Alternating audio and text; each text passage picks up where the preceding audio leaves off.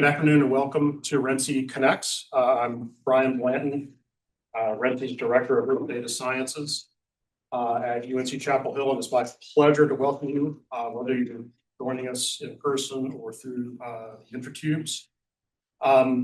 Before I introduce our speaker, though, let me share why we're particularly excited about today's presentation.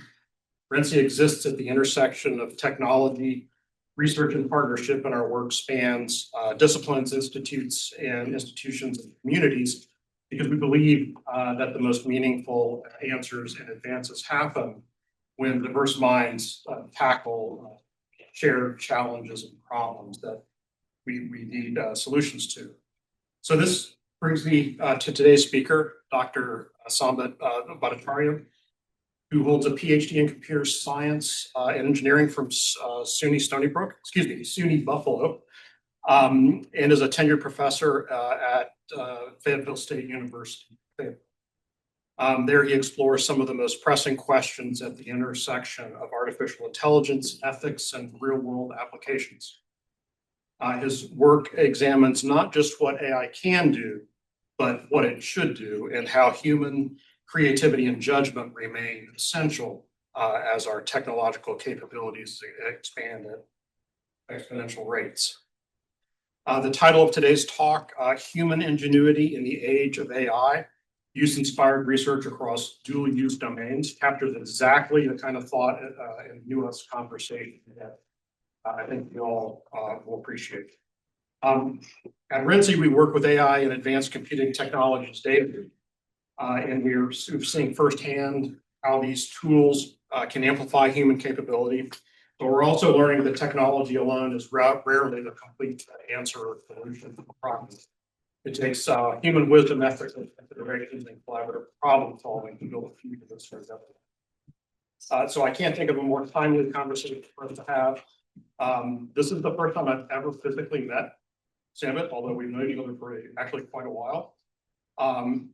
Which is both embarrassing and good news, particularly since we lost the gold medal curling yesterday. So we're honored to have you here and eager to talk with you further. So please join me in welcoming Dr. Bhattacharya. Thank you very much, Brian. So there are many reasons for doing this talk now. And one of the reasons, of course, is I get questions from students that in this age of AI, are we going to get a job? That is the first and foremost questions in their mind. And what I tell them is that human ingenuity, the inventiveness that humans have inherently, I don't think AI is still capable of that. And I don't see it will soon be very capable of that. So that's one of the reasons that I came up with the topic of this talk. And the other reason, the use-inspired research across dual-use domains, is because I wanted to keep this talk less focused on core AI capabilities, like the generic or general AI capabilities, which you could also call going towards AGI. But I wanted to keep those as use-inspired, basically because you will have to talk to and work with stakeholders to make AI really work in the real world. That's what I strongly still believe. And it's not like silver dust that you can sprinkle on stuff and it magically starts to work. So this is what I tell my students. And then I should also tell you that earlier this week, I was in a few meetings in the Hill in the Capitol. So I'm coming from there.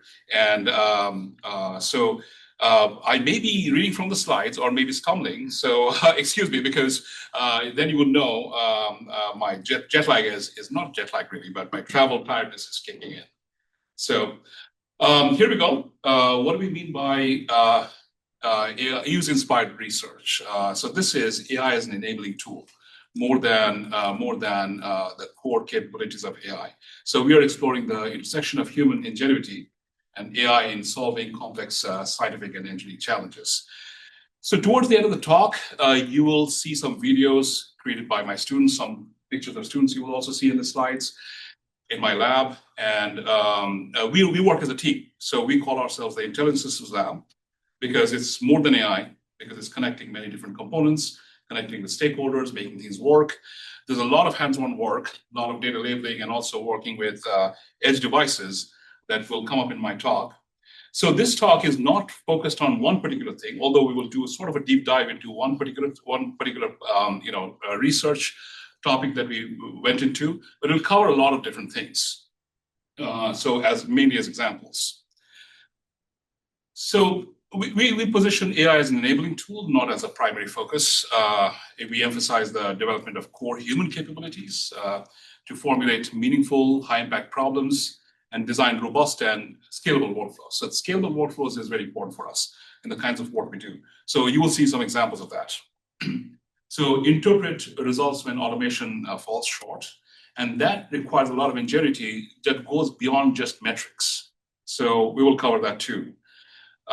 So AI that expands technical possibilities, and I affirm here that through my experience and my experience of my team, human judgment still remains essential in complex systems. So having said that, this is pretty much what we do for problem formulation, define meaningful and scientific engineering questions that address real-world challenges and advance fundamental knowledge. Workflow design, this is a lot of what we do, create experimental and computational frameworks that balance some rigor with practical constraints, and practical constraints are very important because these constraints are given to us by our stakeholders. So then result interpretation. And this is where we actually keep working with our stakeholders to understand what the results are and then draw insights and how to improve further. And there's a lot of ambiguity in the answers we get from AI. So I'm sure you all have encountered that in your work. So these are the reasons pretty much why there are these challenges. Data, high dimensionality of data, and it really hides the meaningful structures and correlations. The validation is limited because of scarce benchmarks and tests. I'm not talking about the benchmarks and tests that you see online, published, and around which a lot of publications are written. But I'm talking about scarce benchmarks here, and I will give you examples of those in my talk. So the uncertainty of the ground truth, the fact that labels are noisy, incomplete, and context dependent, that is also a very important consideration in our work. Again, examples coming up. Then interpretability. So the transparency of models and linking inputs to outputs, all of those things are important considerations, and we try to overcome them. So this may seem like a big deal to you, but I'm going to tell you that here, it looks like we're covering a lot of space because there's indeed space exploration in my talk, Earth observation and defense and security. That's a lot of space. I mean, literally a lot of space. But then we are working with stakeholders who actually do that stuff. So this is where the importance of stakeholders come in and working with them. And this is where because of these domains, the uncertainty, which is incomplete information, optimistic outcomes are always there, and the limited data.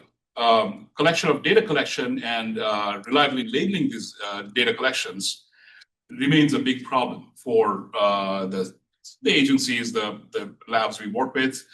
And then there are operational constraints, such as you cannot take a big cluster to a remote place. You cannot take a big cluster to space. You cannot fly a big cluster on a drone or a satellite. So how do we address these challenges? So that's also part of what we do. So what we do is related to all of these things that you see, but then we do work in certain areas and we share that knowledge across these domains. You could say that because my team is divided into projects, and these projects are funded by different government agencies, and it is possible for one student to work on multiple projects. They have the time, that is. So, and there's a cross-cutting knowledge across these areas. And I'm going to try to cover some of these things. So the stakeholder engagement is essentially, in our case, this is the iterative validation process. starting with problem formulation, then research development, then you have stakeholder feedback and refinement. So this is like a loop. So we move beyond metrics because there is need for evaluation across multiple use scenarios. There's no single metric that captures it all. And we consider the following: the operational environment, user needs and behavior, and failure modes and edge cases. So this is our focus on real world conditions but not necessarily fully under controlled settings. So to summarize, human judgment, stakeholder engagement, and dual use readiness. This is something I wanted to touch upon because this is part of what I'm doing right now in the lab. And this comes from a recent award from RENCI Innovation, which is a state-funded organization that gives funding to faculty who want to increase the technology readiness level of their research and make it almost ready, operationally relevant and ready. So the goal is actually that in my case. And in this case, in my particular case, the primary application is the defense application, and the dual use is the medical application. I will not touch upon the medical application. I'll give you some idea about the defense application. That will come up. So dual use means you want to have both civilian and defense applications for the same thing. And that's a good thing to have because defense funding and defense support is sometimes uncertain, very uncertain. Okay. What I'm going to do next is use an illustrative example from the field. This will be an industry example and a defense example. These are not my own. I'm not working in these areas yet, but I would like to because I have strong interest in some of these things. And then I'm going to move on to our work. Okay. So this is dual use because there are capabilities that are needed in the industrial AI that still don't work. Sorry if you cannot read the text from there, but I'll read it out for you. So vision models and computer use agents can unlock entire categories of industrial automation. We have known this for a while. So examples are reading technical diagrams, operating legacy software, and automating engineering workflows that currently require human expertise. But the reality is that these capabilities exist in demo form, but fail consistently in production environments. That's a critical gap. So the AI tools that matter most for industrial use cases, and I'm talking about like industry that deals with hardware, moving things from here to there, manufacturing things. A lot of electrical wiring, a lot of floor plans, So in those industrial cases, AI still does not work well. So here's an example. The floor plan problem. Here's a simple test you and I can do. We can upload a building floor plan to GPT-4, Vision, or Gemini, and ask it to count the rooms. The accuracy rate is really poor. The quote here is actually from Substack by a well-known Substack author called Devansh. He interviewed the CEO of a startup, which is trying to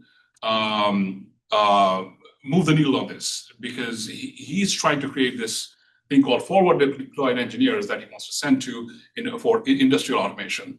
And this is where he talks about how industrial automation still fails because of these reasons. So the model miscounts rooms, misreads walls as doorways, and fails at what appears to be basic spatial reasoning.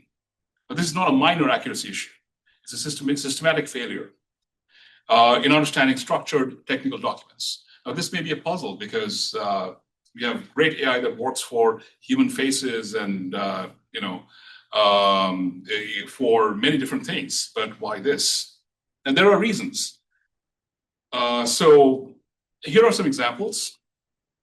This failure blocks a massive value in the ecosystem. So floor plans and layouts, schematics, electrical systems, infrastructure drawings, it does fail on these plans. Now, the computer use model, I was just having a discussion with Brian over lunch. There is a gap. So most industrial software was not built for automation.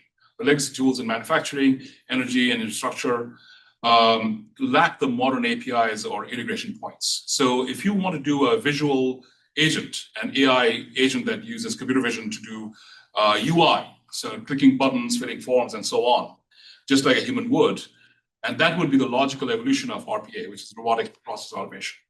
And that has existed for decades. So the difference, it still fails on edge cases without rigorous manual programming. So this is all, you can actually read the blog or the Substack, which I've made.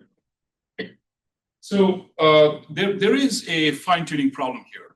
You can fine-tune large language models, and that unlocks capabilities, but you still cannot fine-tune your way out of these kinds of problems. This is quite interesting. And so here's some lessons or takeaways. Don't just assume it works. They still exist in limited forms with some known failure modes, and they need to plan around the gaps. So I'm going to go to the defense use case. SOFWorks is a meeting that is held by SOF. Actually, it's not exactly by SOF. Excuse my mistake. SOF is Special Operations Forces of the U.S. Army, U.S. military. So SOFWorks is an event that is hosted by a third party to help SOF integrate products from academia and industry. So I've attended this event before, and I just use this as an example for dual use. And if you're interested, there's this event going to take place in April, I think, and the registration has to be completed by 3rd March. It's only open for US persons, and that's the link. And I'm using this simply as an example of as a connection to what I said before about industrial automation. So in SOF, they also do this. They survey building schematics. And if you know anything about SOF, they do irregular warfare. So they need to know where they're getting into. So building schematics, landing zones, response routes, these are all extremely important in the crisis events where they operate in.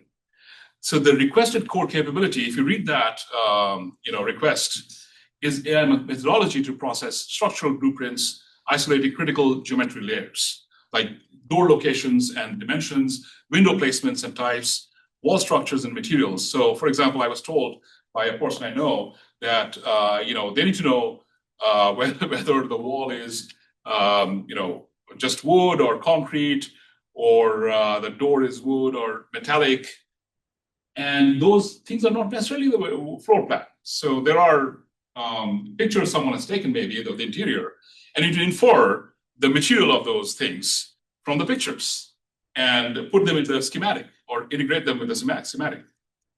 It's a quite interesting problem. Think about. So they want AutoCAD compatible outputs, right? This is from all kinds of very messy types of data. You have pictures, you have scans of building plans, floor layouts, and this really resembles our industrial automation problem too, right? In manufacturing, you will definitely see those links.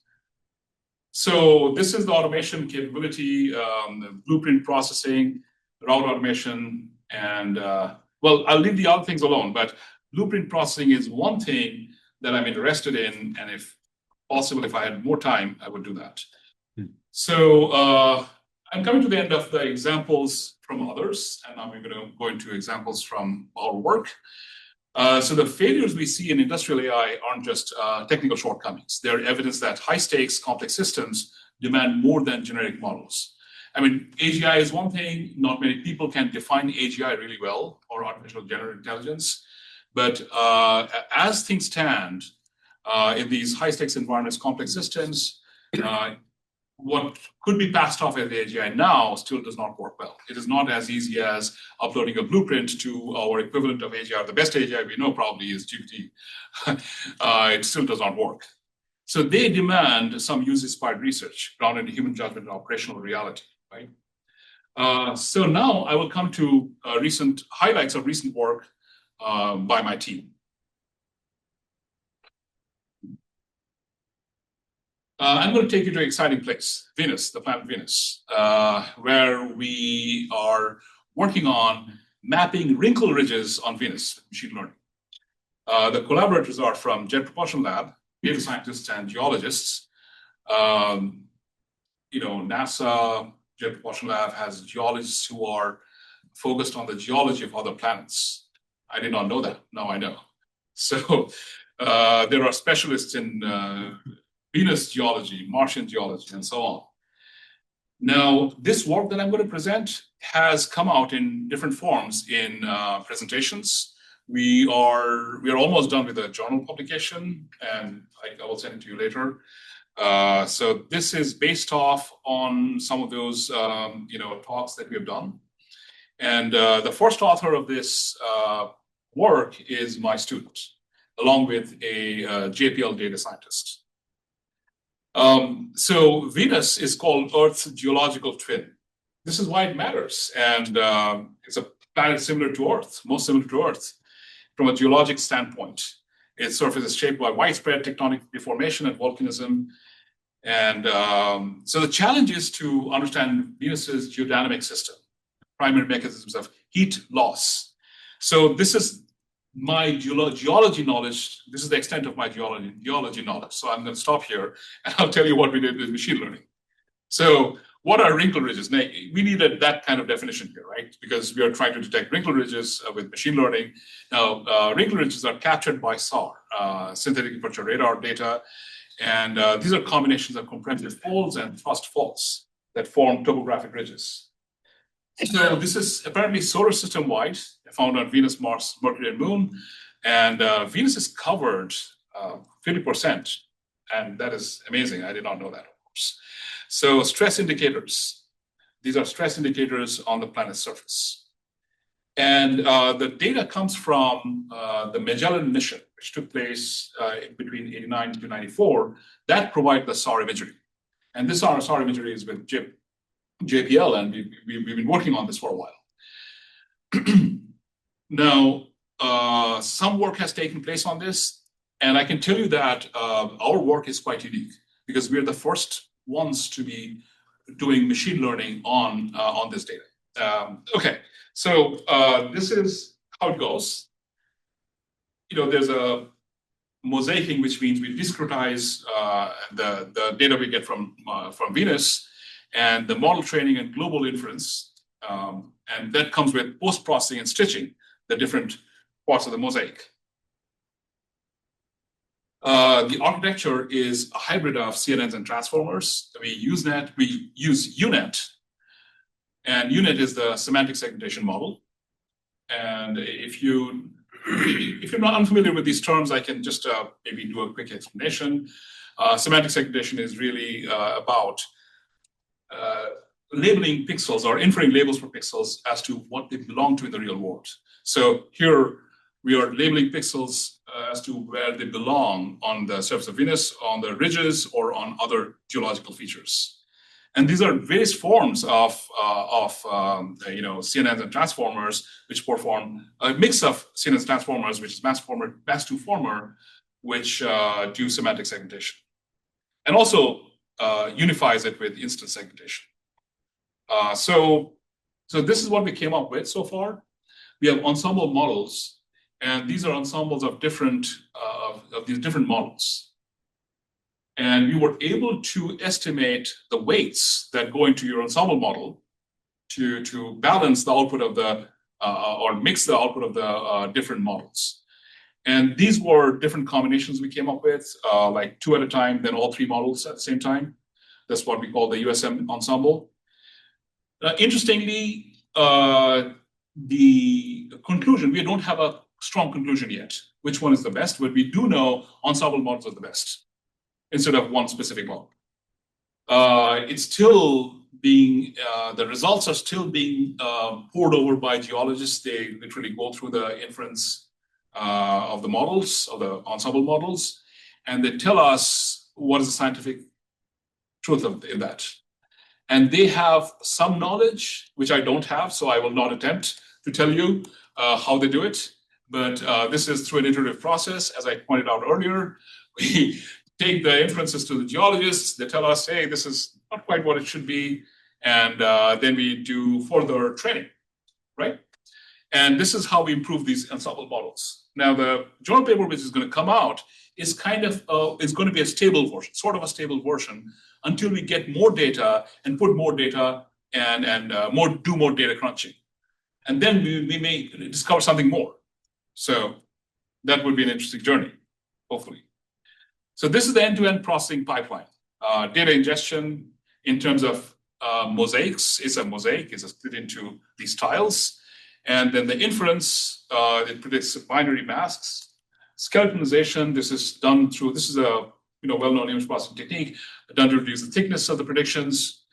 And then vectorization based on lat-long coordinates. And then stitching to reconnect the faults across the borders, so you get a complete picture. And these are some successes that our system, our ensemble models predicted. And these may look like fractures to you, and if they do, that's fine, but these are huge, enormous features on Venus. So the scientific impact and future applications. This automation will enable global analysis of wrinkle ridges. Now, the interesting thing is that the geology of Venus varies from one part of Venus to another. And that is another thing we have been observing. And through machine learning, we've been discovering that, right? So we will do better, hopefully, with more data. And here I'm trying to move my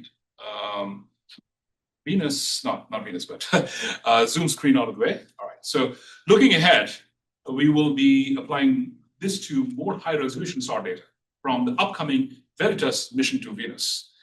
And there have been some funding issues, I think. Veritas is the next mission to Venus. And there is strong desire from the scientific side of JPL to apply our models, because this is, to our knowledge, the first type of modeling effort on data from Venus. Now, I'm going to go to a use case on edge processors. This is satellite-based ship segmentation or ship segmentation from satellite images on resource-constrained edge processors. This is being done on a Qualcomm Snapdragon edge processor, sort of an older model because it's radiation hardened. And I've been told by my JPL collaborators that they will flight test our model sometime soon. And that data is being pushed back because of funding and other issues.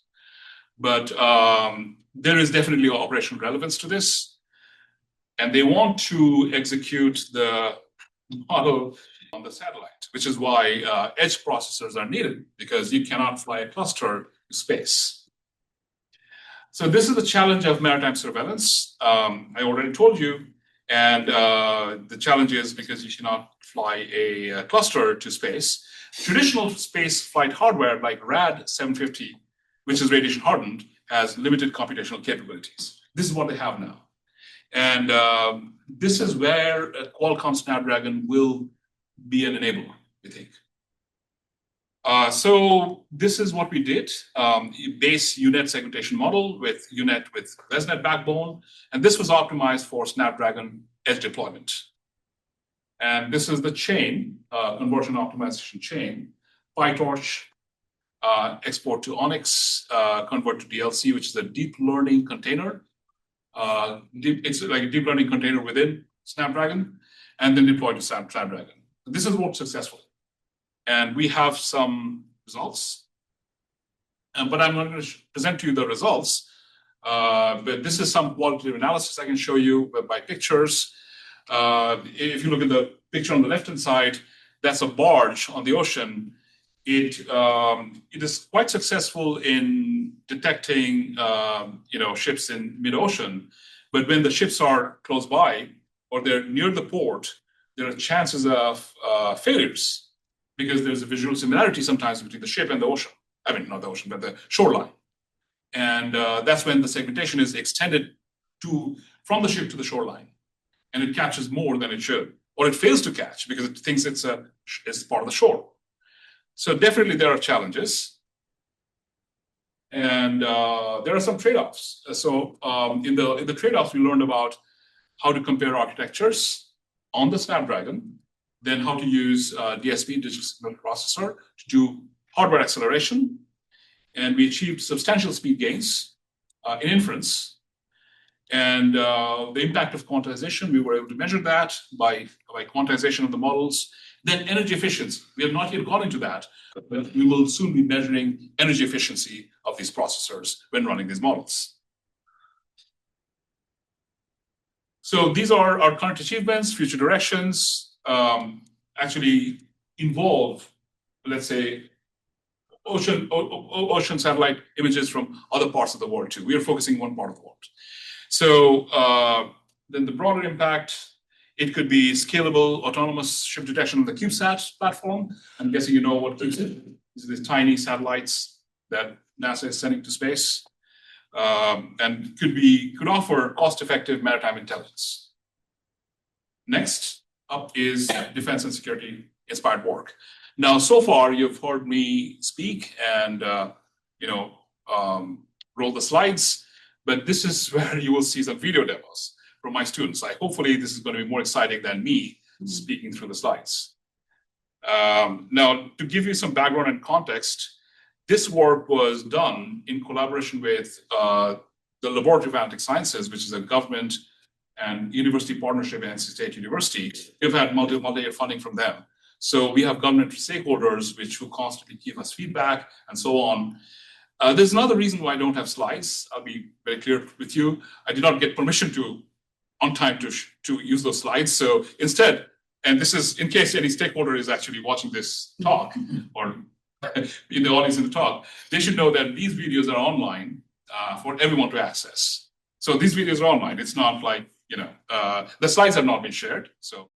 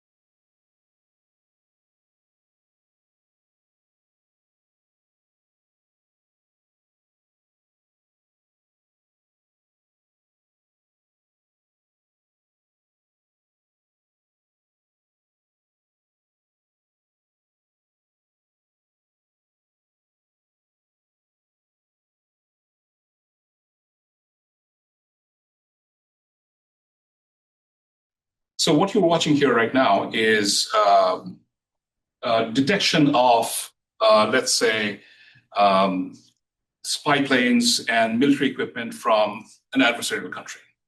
So this was done because there's a requirement, and this was done entirely through synthetic data. So that is because there is lack of real data. There's no benchmark data sets on these things. You see some pictures here and there sometimes.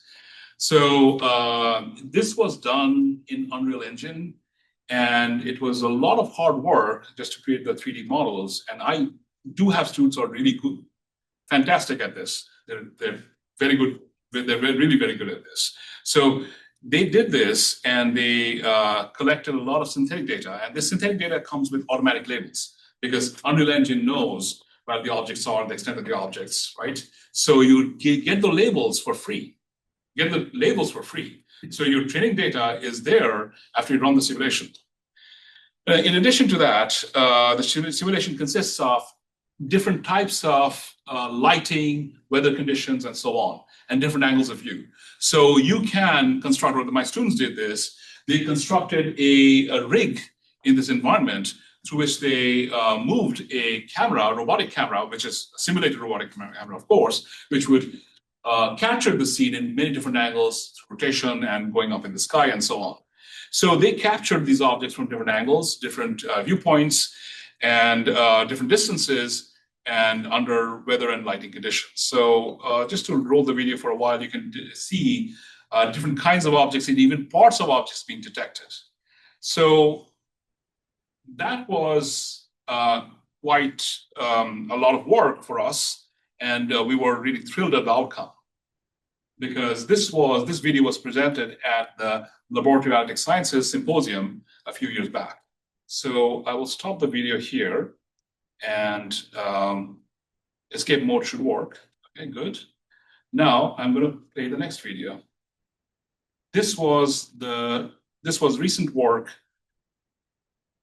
for also with collaboration with the Laboratory of LAS, and was presented at the symposium.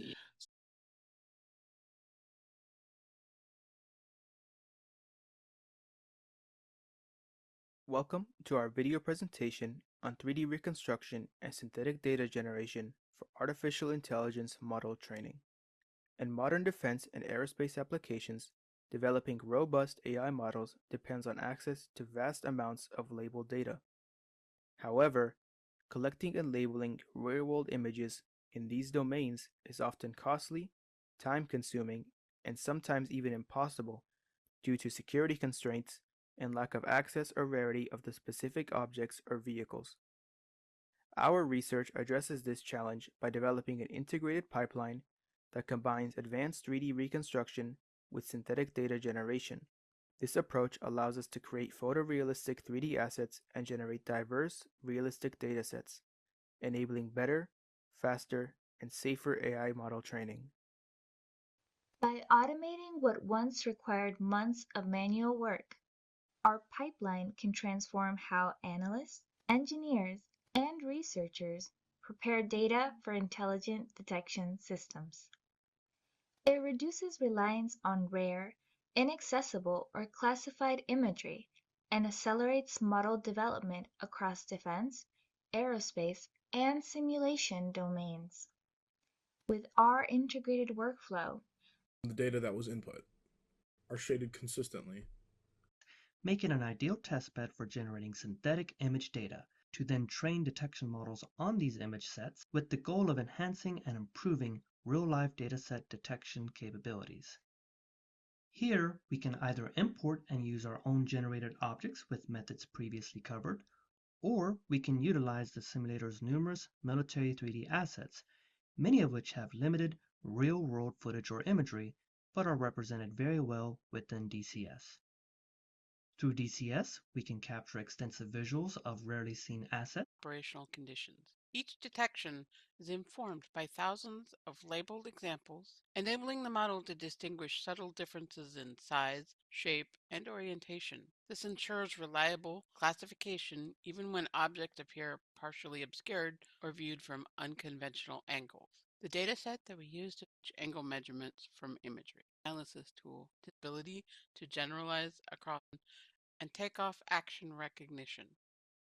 The takeoff action recognition software is a dedicated aircraft pitch analysis tool designed for intelligence and engineering workflows. Analysts will be able to load either a single image or a batch of images.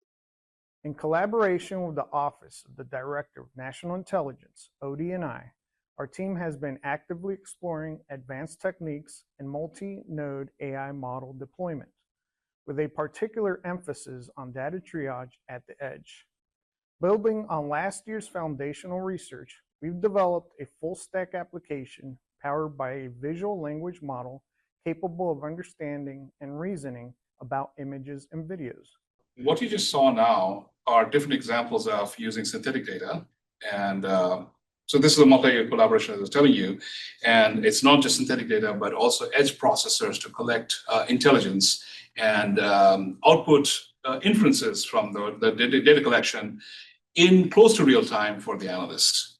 So that's where we're building out by this example does not involve voiceover. So here's a question: can AI assess physical damage? This is actually important for the Army, and it's called battle damage assessment. And this is one of the reasons that the RENCI Innovation Award was given to me this year. And this is where we're going to use AI to do battle damage assessment. Now we don't have pictures of battle damage yet, but we do have pictures of cars in accident. So we are using what is called ClipSeg, which is CLIP is vision language embedding, and ClipSeg is the segmentation that you can do by language prompting. You can say that, hey, I want you to segment parts of the windscreen that are broken of the car. Or if there's a flat tire, please put a box around the flat tire. You can do those sorts of things. That's called ClipSeg. And then you have Quen, which is a vision language model. And you can use vision language model like Quen to assess different damages by what it sees and put it in language. You can say that that's a flat tire, and that's not a flat tire, that's a broken windshield. So you can do all those sorts of things, and combining the two things have better results. That's what we have found. And this work is taking place in collaboration with Ronnie Gupta, who is a professor in the computer science department against Chapel Hill, and our student. So this work, and let me show you this great video that has been created by my student, who is an expert in this. He created this video from a simulation in Unreal and Houdini, which is an extension or a plugin of Unreal, where you will see this car hit by rocks. Okay, here we go. All right, let's do the next one. All right, so you see this car being damaged, right? You can clearly see that. So that is because he simulated rocks flying at it, and he can control the speed and the mass of the rocks. But what's interesting here to note is that the model has knowledge of how things attach, like the door, where the door is attached to the other parts of the car, and where the windows are attached to the door, let's say. And the material aspects of this car, like this is metal and that's glass. The glass can shatter, metal does not shatter, it gets bent. It knows all of those things. Now, this is simulation, this is not AI, right? So what we want to use here is collect massive amounts of synthetic data to train the AI to do damage assessment, right? So this is our way of generating massive amounts of synthetic data, because this can be repeated. Once you've done this sort of modeling, it can be repeated, and you can collect massive amounts of data. And through that, you can train the AI. So this is pretty much my last slide, but I want to mention my work with Brian and RENCI, which was actually one of the earlier work in the physical AI, which is, does AI understand the physical world? So the work we did with Brian had to do with, can I say hydrodynamics, right? Hydrodynamics. So the hydrodynamics, whether AI can predict and fill in the gaps in hydrodynamics. So these are the two different areas we worked in. And we also worked with mechanical engineers on what is called stability modeling for self-aware machining, which is also kind of having AI understand the physical world, how it works. So I would say that, in conclusion, physical AI is also a big challenging aspect of AI, right? It's not just about robotics, robotics is about also affecting the world, the environment around the robot, but understanding the physical world, how it works, is still an unsolved problem. So this is where I'm going to end with questions, and I've been requested to show the last slide, which is the next speaker. So when AI is part of your research, Sambit, how do you decide what tasks should be handled by machines versus what's better suited for human insight, where human insight's kind of still essential? How do you actually decide what's essential for humans to deal with? Great. So there are definitely some indicators. When we talk to the collaborators or stakeholders, when they bring problems, we already have an indication that these problems are not solved, right? So that's why they're recognizing the problem and asking people to work on them, right? That's one indication. And then the other thing is we have knowledge based on experience, based on reading papers. What are the cases where AI still does not work? And definitely, the industrial automation case is one that you will read in like Substacks or even papers nowadays. Industrial automation, the failures of vision in industrial automation. So having read the literature, that's definitely another way to find out what is still the gap, right? And how you can fill up the gap. Then you have to really work and fill up the gap. So another one is setting up mini experiments, and we do this all the time. So we don't have to wait for, let's say, data sets to be delivered to us. We can already start with small data sets. And one example is actually SAR data. SAR data in, let's say, defense applications is not that easy to get. So I'm not showing this here, of course, but we already have a small model to detect military objects of military interest in SAR data. So we already have that because there is a small data somewhere we were able to download and make it work. And hopefully that will lay the groundwork for future work, right? So there are many different ways you can find out the gaps.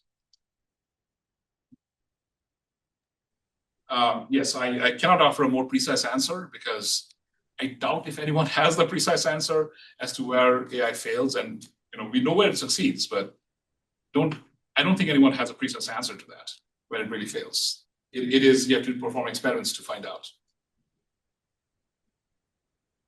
Questions, Lauren? I guess I have a follow-on question to that.